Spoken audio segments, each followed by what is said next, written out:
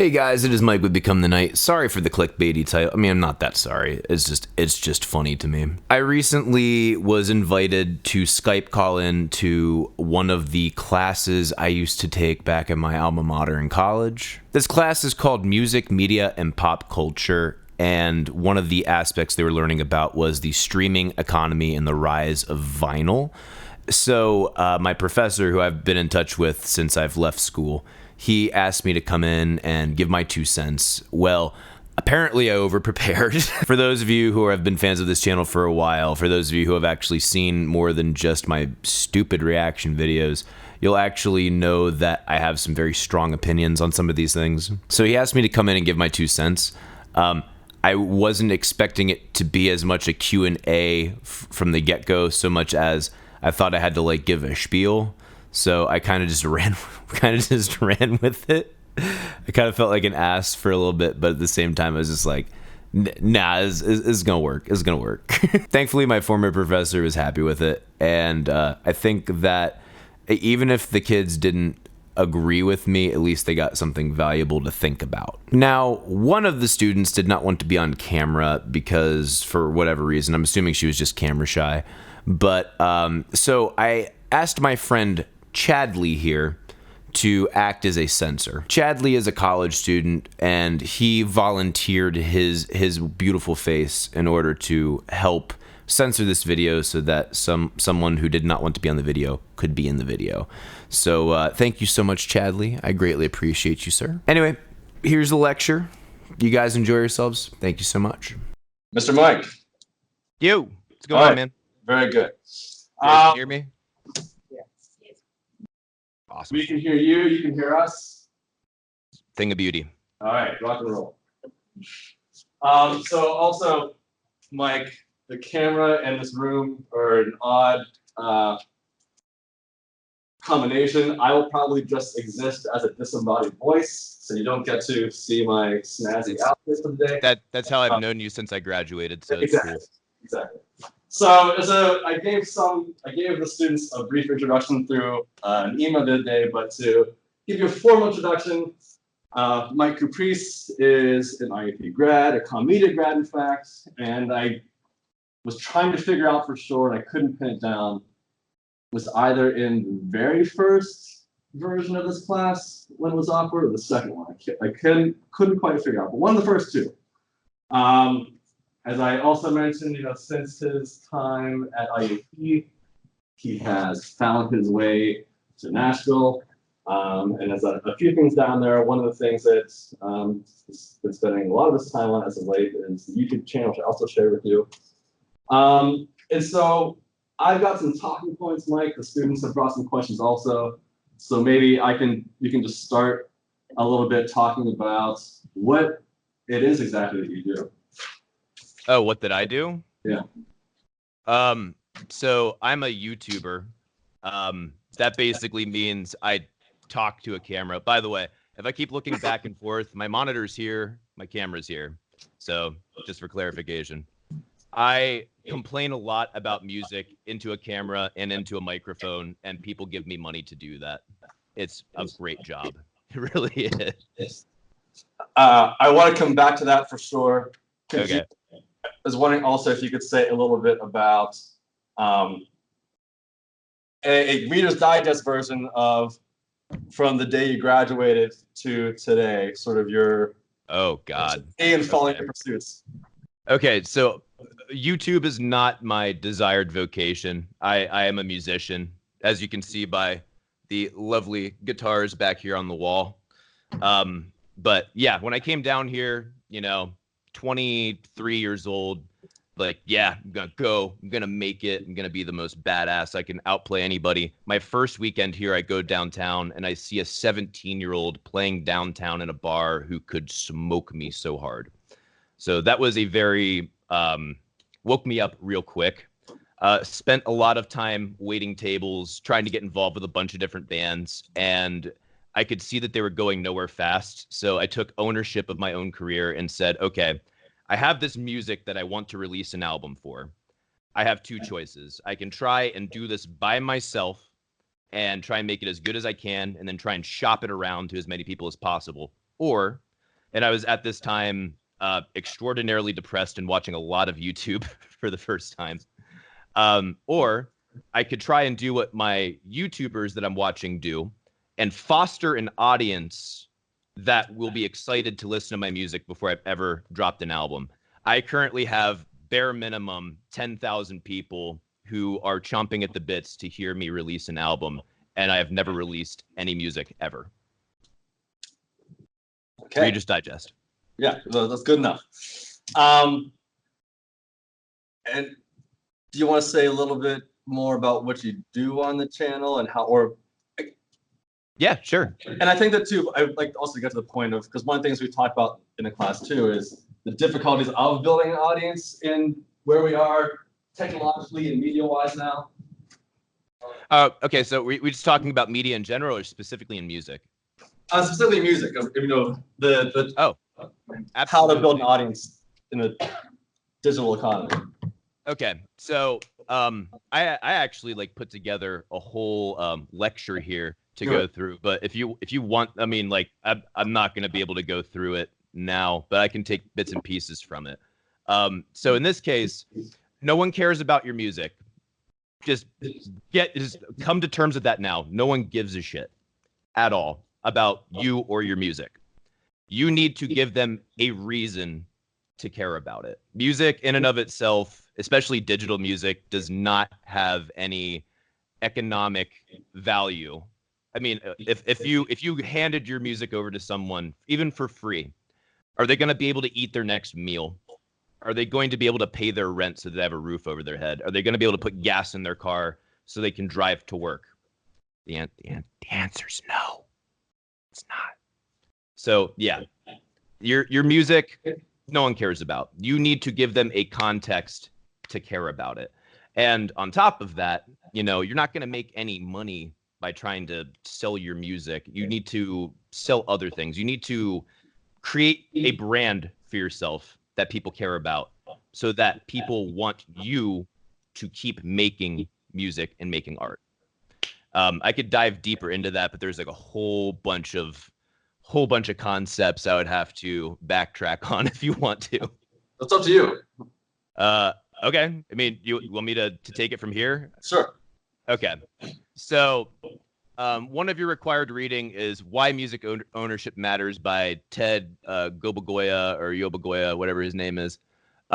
So he was trying to make the argument that the reason why people don't value music anymore is because they don't have physical things to hold in their hands.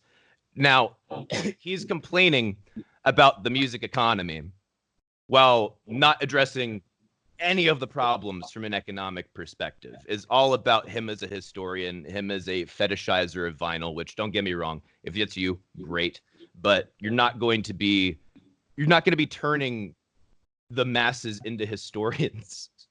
That's just not going to happen. So does anyone here know the absolute basis of economics? Can anyone tell me that? Supply and demand. Yes, supply and demand. I know this. You think it's about to be boring. I promise you this is important. Stick with me. All right. So, what's that? They're used to being bored in this class. It's fun. All right. So ownership. He specifically talks about ownership. How do you own something? What is ownership? Oh, that's a question for the audience? Yes, question for the audience. I want to know what you guys think.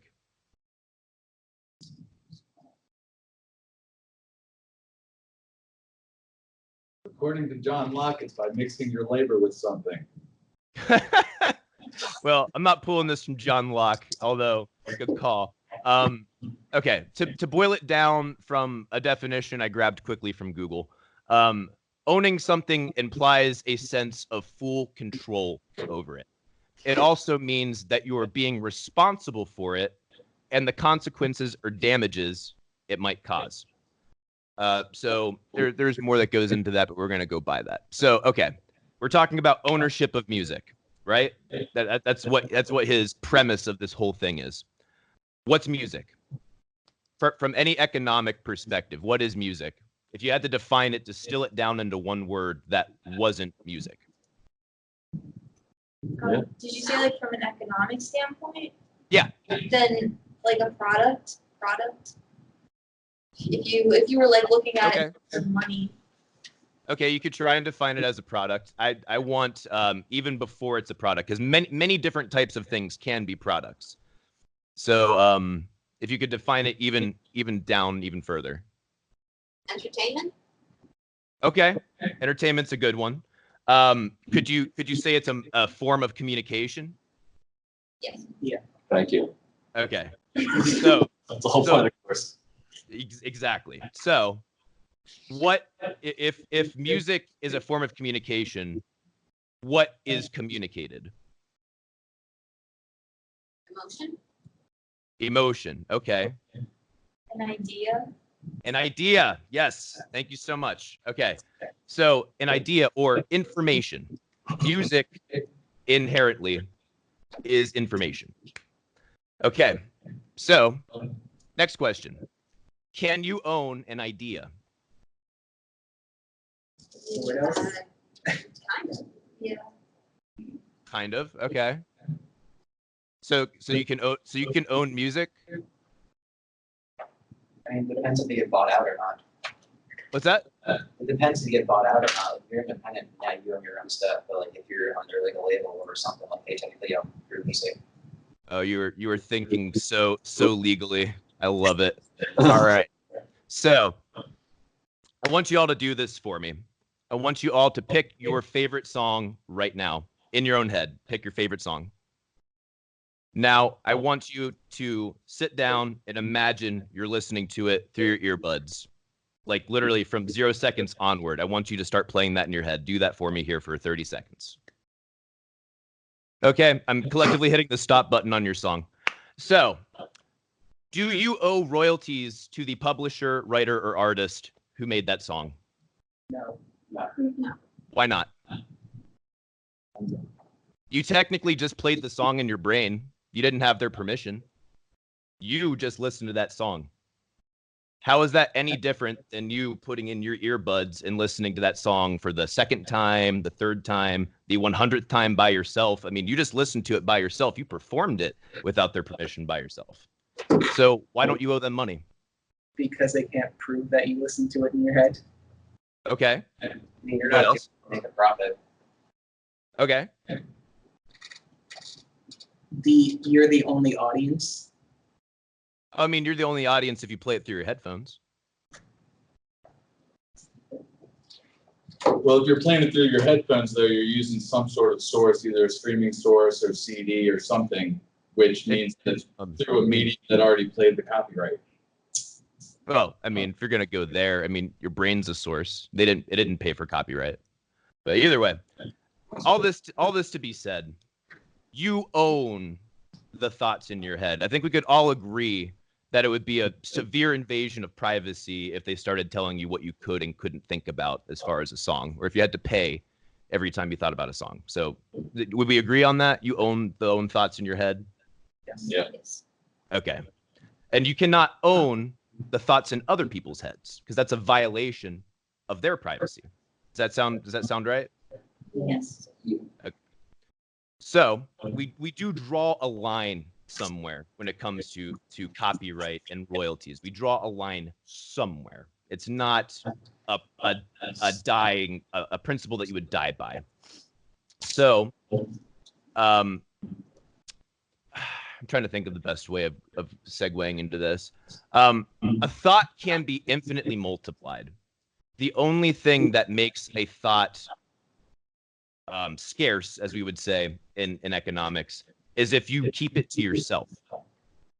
So economically, ideas or information don't really have any inherent value.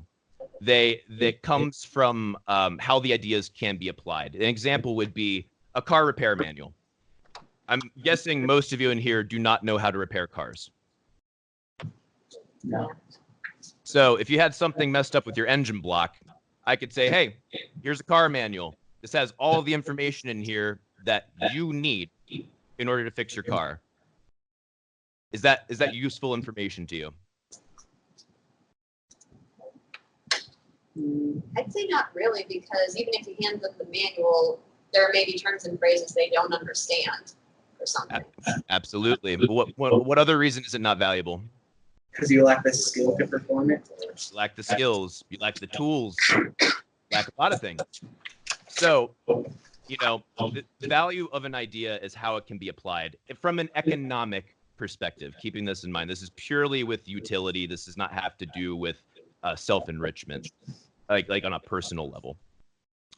So how do you apply a musical idea? Not a lyrical idea, a musical idea.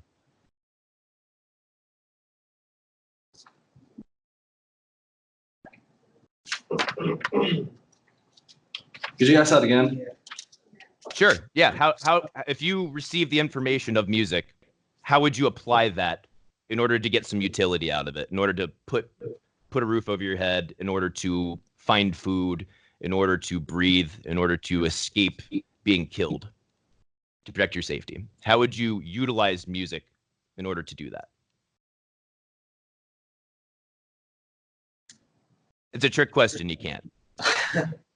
So that is basically saying music in any practical general application does not really have any utilitarian economic value. So how do you sell something that doesn't really have any value? That's an open question that you don't have to answer. I can move on to the next point, or you can ask me more questions. It's up to you. Well, I mean, where are you heading? Are you? Oh, I'm heading in a very fun direction. All right, I'm running. I'm doing it. All right. So now this takes me into digital music versus physical media. Okay. So one of the ways that we got around this was we put the idea to a physical medium, something tangible. It was a CD, it was a vinyl, it was a cassette, it was a show performed live. All of these things are tangible. You can feel it, you can smell it, you can hold it. You give more you make it easier for people to appreciate things by making it tangible. It also makes it a lot easier to monitor and determine theft. You can easily identify bootlegs. And as opposed to our idea, which basically does not have any scarcity unless you keep the idea to yourself, there was a limited control supply of something physical. It's scarce. So digital, it's as easy to reproduce as Control C, Control V. It's as easy to reproduce as drag and drop. The potential for supply is effectively infinite. So if we go back to our supply and demand curve, when we increase supply, price goes down. When your supply is effectively infinite, it means that it's basically worth nothing. Does that make sense? Okay. So the only reason why we're having any price on digital music right now is by enforcement of copyright law. I am not diving into that right now. But having said all that, it's the what was I going to say? Okay, yeah. So technology has driven down the cost to produce music. It has driven down the cost to distribute music. It has driven down the cost to consume music. And I'm not just talking about the cost with money. I'm talking about the most important cost, your time. That's why they use the phrase spending your time, because it is a cost to you. If there's one thing you take away from this discussion here, it's that your time is your most valuable resource. And if you are not spending it wisely, you are wasting it and you don't get it back. Go seize the damn day. Moving on. So lowered cost and lowered value of music makes it harder for an artist to negotiate for better royalties. For instance, Taylor Swift. Taylor Swift can ask for better royalties than, say, me, because there is extreme demand for her to be on the streaming platform. However, if you compare her royalties in streaming versus her royalties that she would have gotten, say, in the 80s if she had sold CDs or been on the radio, it's far less. That is demonstrable. And that is because of increased supply. That is also, it also has to do with degradation of quality, but we'll get there too. the value that the streaming platform gives to the artist is extreme distribution. A distribution on a scale that is difficult to comprehend. These streaming platforms give the artist exposure. Now, let's talk about Taylor Swift. Why she decided to leave the streaming platform. She's like, I don't need your exposure. This is not a good exchange of value for me.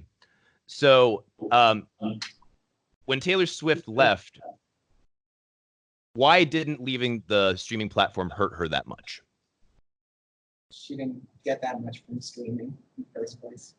Okay, there's that. She has money. She doesn't really need the extra cash. Okay, so there's that. She makes But it in what's that?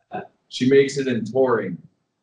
She makes it in touring. Okay, so she makes it in touring. So would you say that she, as an artist, has economic value?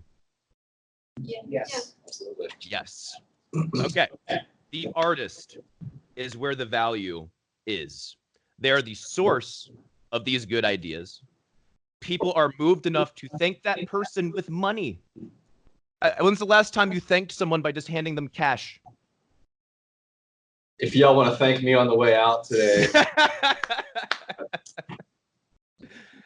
People want the artist to make more of that music that moved them, so they're going to make sure that they have enough money to do that, whatever their costs may be. Or sometimes it could even make them filthy rich because they're just that thankful. The artist's brand, and this is very specific here, we're talking about brand, can be cool, it can be fashionable, it makes a statement. How many of you in this classroom own Pink Floyd and Nirvana shirts? I used to. I do. Okay, do you actually like either of those bands? Yeah. Yeah. Okay. Like, I don't buy a t-shirt of a band I don't absolutely love.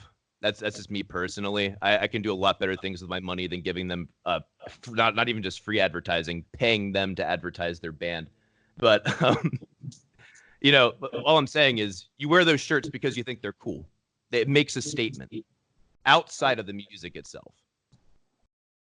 So, okay, knowing the demand is there to keep the artist alive, how do we drive revenue towards the artist when music is not economically valuable?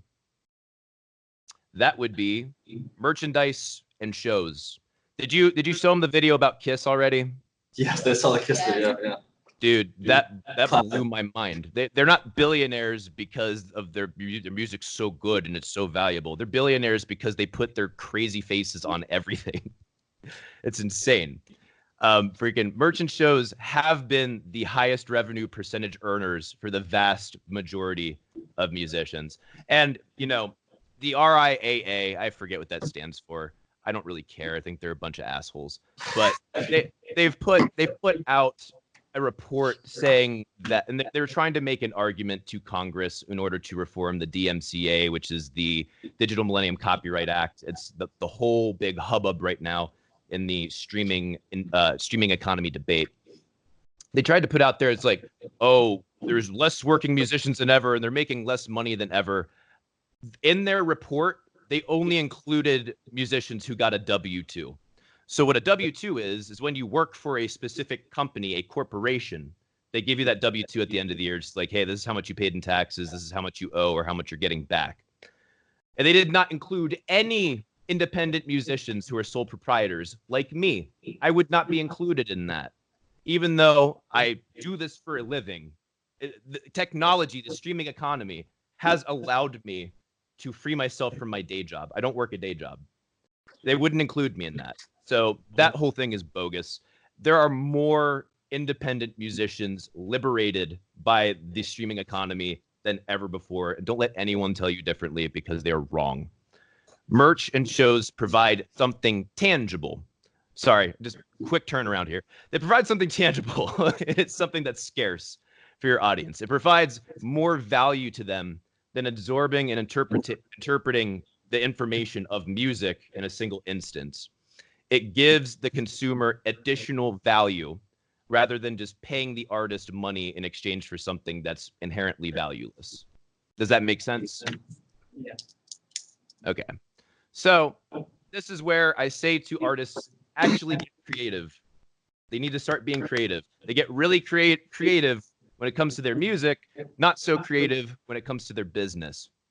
That is a huge flaw. Not being able to know how to leverage and utilize your brand is the biggest missed opportunity of so many independent artists. Most independent artists do not make money, or sorry, do not make a living just on making music alone, not just on playing shows, not just on selling merch, not just on streaming. They also have side gigs. And when I say side gigs, I don't mean like day jobs. I don't mean like, oh, I work a couple hours a week fixing cars. No, like you give guitar lessons, you do studio work or engineering, and you do workshops. They trade their knowledge, their experience, and their skills. When people see them on stage, that creates value. People want to learn from you to know how they can do that too, what steps they need to take to get where you are. Utilize that. Now, having said all this, most bands, even like big bands that I love, like Periphery, those guys are fabulous. They're a big deal in the prog metal community right now. Even they can't make enough money from the band to support the whole band on touring, merch alone. Do you think that's a bad thing? This is an open question for all of you. Do you think that that's a bad thing?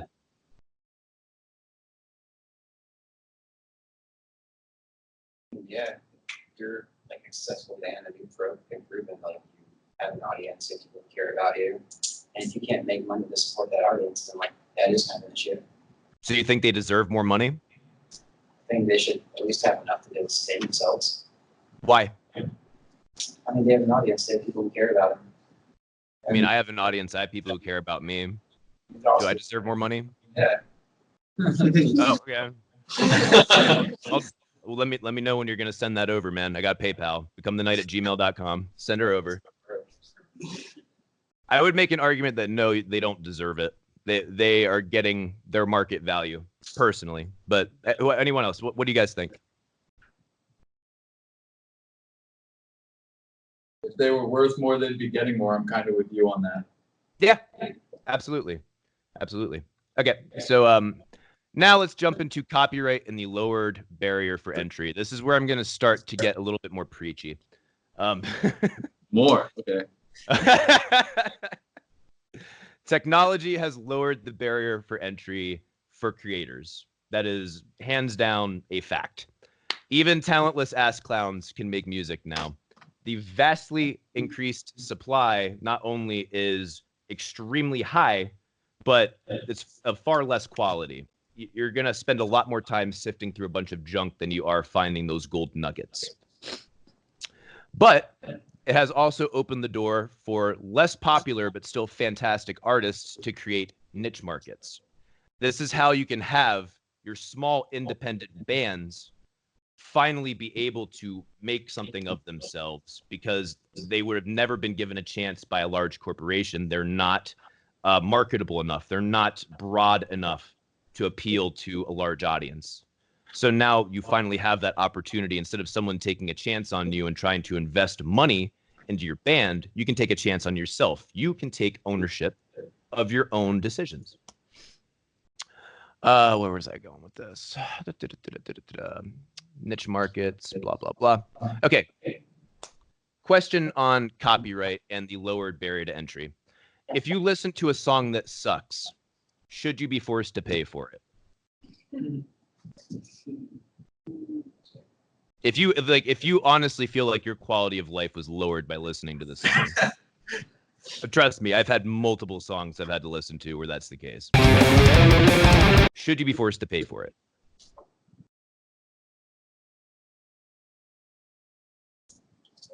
I don't pay for streams anyway. Does anybody else really? I mean, you pay through it for advertising. So then I guess like Spotify pays for it in my mind. Okay. Should Spotify be forced to pay for it if it sucks? They're playing it. Yeah, that's still somebody's work though. Okay. It's somebody's work. Do you get a refund for any other good and service you're dissatisfied with? Why wouldn't you get a refund for your music if it sucks? Not sure.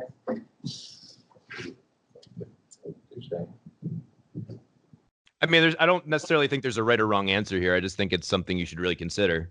Any other good or service you can get a refund for that shit. You can't even get a refund for a show if the band sucked. You can only get a refund if they don't show up. That's it. So, in my completely hubris-filled opinion, not every person who makes music deserves to be paid for it. And not every person who listens to a song should be forced to pay for it. I know this is a controversial thing. Very controversial. I don't really care. But anyway, let's move on to the rise of vinyl, since that's what you guys are talking about a lot. So from my personal perspective, I think that vinyl is really more of a novelty than anything else. It does provide a superior sound quality to MP3. And, you know, if you want to look at why CDs are falling and vinyl is on the rise, first you have to debate the sound, because that core market is going to be people who love sound. Does anybody in here like vinyl? Collect vinyl? A couple people. All right, yeah. So what do you guys think about the sound of vinyl versus CD? It's a little better. It's a little better. What makes it better? You can kind of feel like you can hear it spaced out a little bit more, in my opinion. Like, Okay. feel the air between it. If I'm using this term correctly, I believe that would be described as headroom. But me personally, I actually like CD better. One of the things that vinyl does versus CD or even MP3, because it is an analog format, it gives you a little bit more warmth. It gives you a lot more punch on your low end.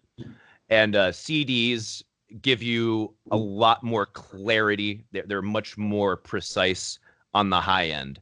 That's one of the reasons why I'm not a huge fan of vinyl, is because their high end is a little bit ducked, or that means like kind of brought down a little bit fuzzier, a little bit hairier.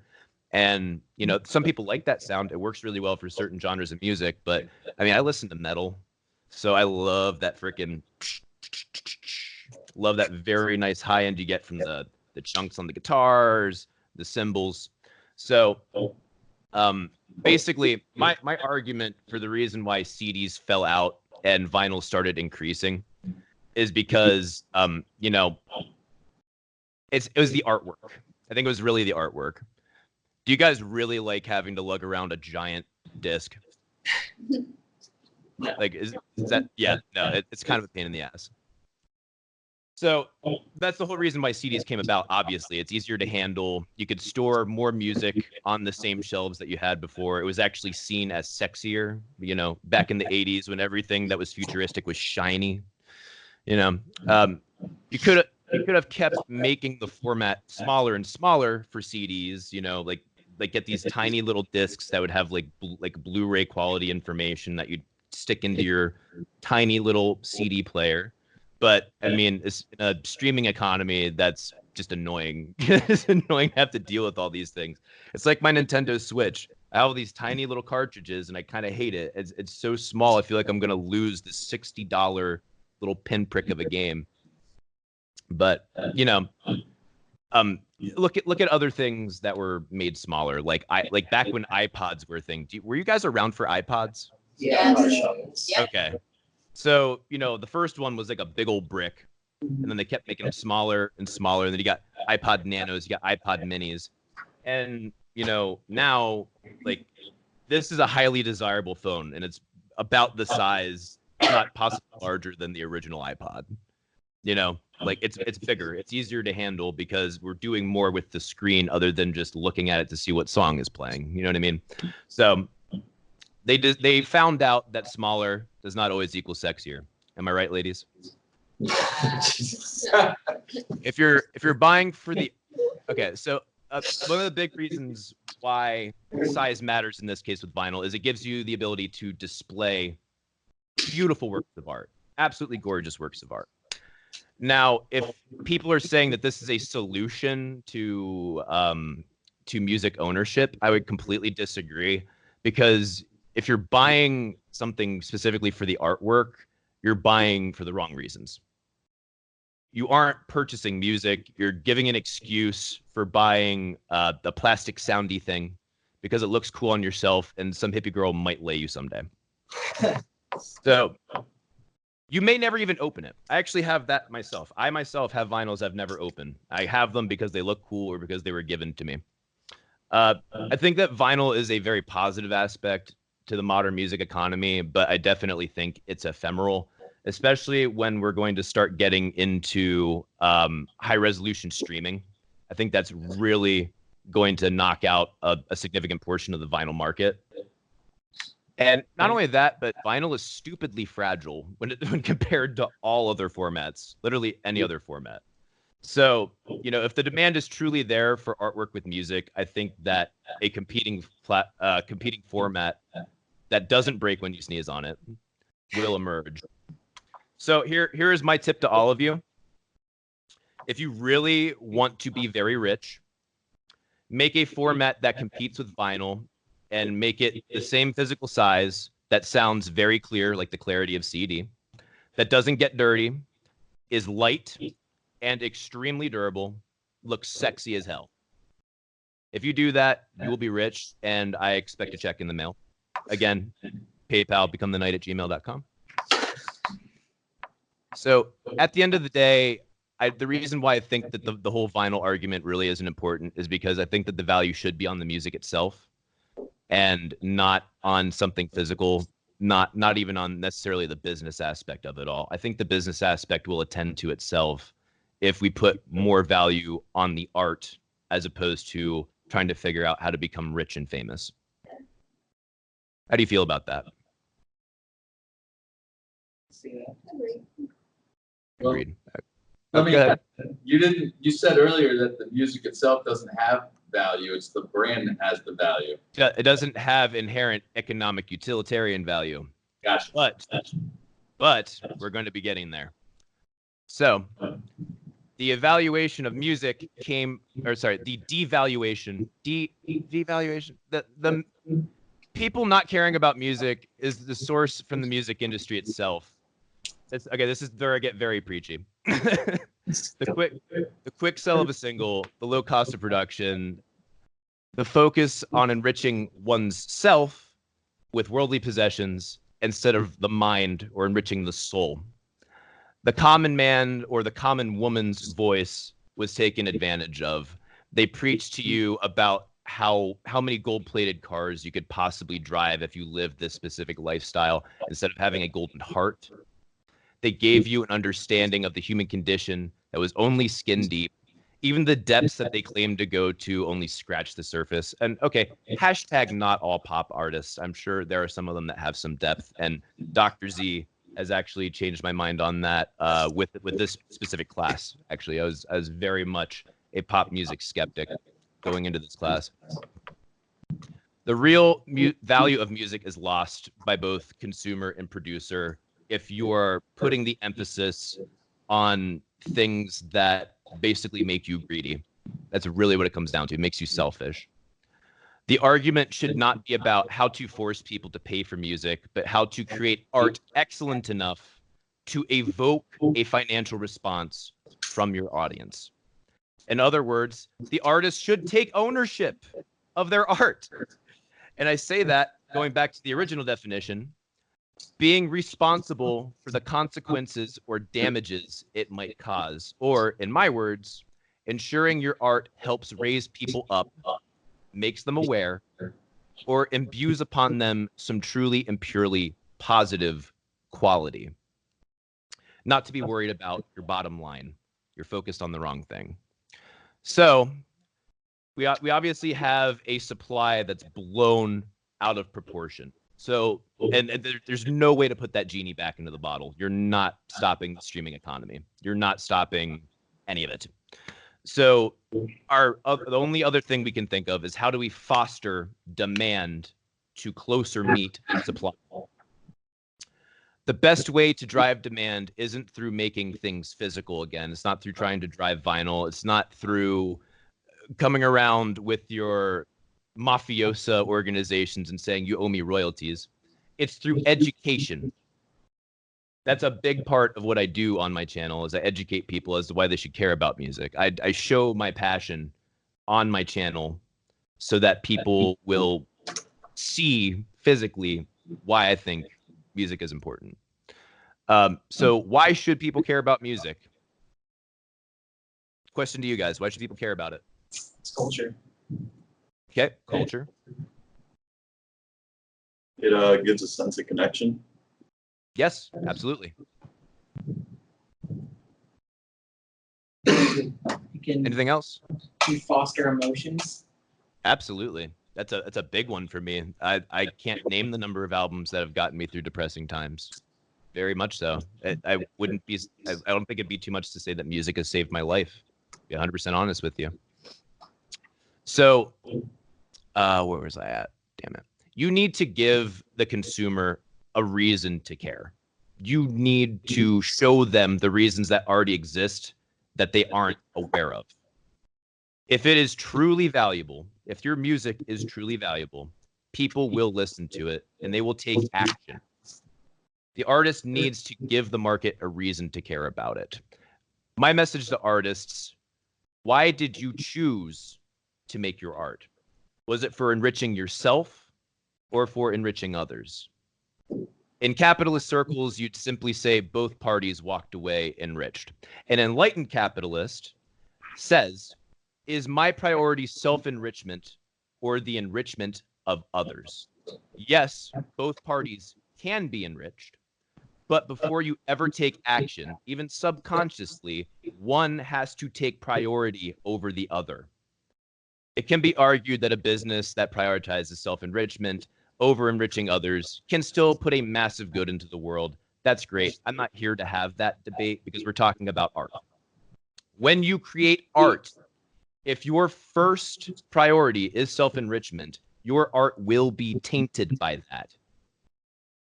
As an enlightened artist, an enlightened artist wants to enrich others rather than enriching themselves, especially if you want to get paid for it. What? Oh, okay.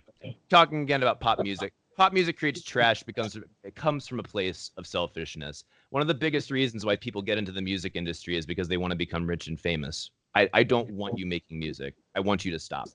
If that is your goal, you can do that a billion other ways. Don't ruin my art. Don't paint my art because you want to scratch your ego a little bit more. They foster that same selfishness in the broader culture that then creates more artists with misplaced priorities. If you want better art, if you want to be paid for it, start making sure you're doing your part, making sure that people know why they should care, making art worthy of being cared about. Or you can just bitch about how people don't pay you for it and how someone should do something.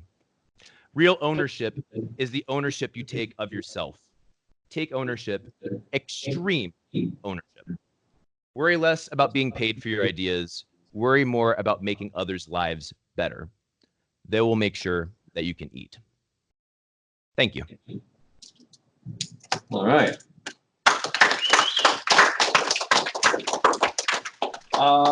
Just my spiel. It was, I liked how you kept getting every 5 minutes. I'm gonna get preachy here. I'm gonna get more. We do a few minutes, whether it's stuff that we talked about earlier in the week or things that came up in this conversation. Questions you'd like to ask, Mike? Anything. So you were saying in order to make music, you should make it for the right reasons. Yeah. My question is, you also said that you should give people a reason to enjoy it. So my question is, does that fall more in line for making music for yourself or making music for others? I'm not sure if I completely understand the question. Are you saying that the right reason being making music for yourself or making music for others? Is that what you're trying to get me to distinguish here? Well, when you said to make music, give people a reason to listen to your music. Yeah. Should you make music that you yourself enjoy, even if other people probably don't? Okay. So there's a couple of schools of thought there. You have to think about it as like, why am I making this? Am I making this as a hobby, just to do it, just as an outlet, or am I actually doing this because I want to make this a career? I think that there is a distinction to be drawn there, you know, and it can happen that you just make music that you're very happy with yourself, and a lot of people love it and enjoy it, you know, and a lot of people can get some great enrichment from it. But you open yourself to a lot of, in my opinion, a lot of harm when you focus solely on making music that you like, because one, there's a higher chance that people really aren't going to like it that much and you're not really going to get anywhere with it. Or two, there's a higher chance that, and this comes back to especially trap and pop music, talking about how you are so great and everything that you do is amazing. You know, I think that's an awful message to put out into the world, personally. Yeah. Did that answer your question? Yeah. Okay. So, I know you just like said don't care about money, but I'm just curious, how does that whole like becoming a YouTuber thing work? Like, is it when you get like so many subscribers or so many views, like do you have to, is there like a certain number you have to reach, and like does YouTube contact you when you like reach a certain point, or do you have to contact YouTube, or like how did that work for you? Oh, it's a big old can of worms here. Yeah. Specifically about not caring about the money. Obviously, you should care about the money in some regard, but what I was saying that in reference to making your art. And you know, we talked about trying to sell music and everything. But yeah, finding alternative means. So as far as YouTube goes, every one of you has a Gmail account, I'm assuming. You all have YouTube channels. You just need to use them, need to utilize them. You can start making videos tomorrow. Basically, I started making videos. I had a couple of videos that popped off and that launched my my subscriber count, what do you call it? Momentum. So, you know, technically, YouTube is supposed to contact you after you pass 100,000 subscribers, which I had, and they still haven't contacted me. I still haven't received my silver play button, you jerks. But, as far as like that goes, how do you get paid for it? So there's multiple sources of revenue for that. That's one of the reasons why, you know, you have to get creative with these things. The ads that roll in front of your videos, those pay the creator. They also pay YouTube. If you skip them, they either don't get paid or they get paid less. Super chats, they've enabled super chats now. So YouTubers who live stream, people who are in the chat can pay or like tip some money and their chat goes to the top. I actually utilize this for this thing every Saturday called Song Suggestion Friday. Long story. But basically anyone who wants to make a request tips me. They tip me money, and I have more requests than I do time. So that's another example of the supply versus the demand. I can't get through all of them, so people start tipping more money because the higher tips get higher priority. That is, and a perfectly working economy right before your eyes. It's beautiful. And I also have crowdfunding. So I use Subscribestar. Basically, people pay me monthly to keep doing what I do. They get a couple of additional perks other than just getting my content for free. Okay, we gotta cut it there. We're out of time. No worries. But let's thank Mike once again for giving us some time today. Appreciate you guys. Thank you so much.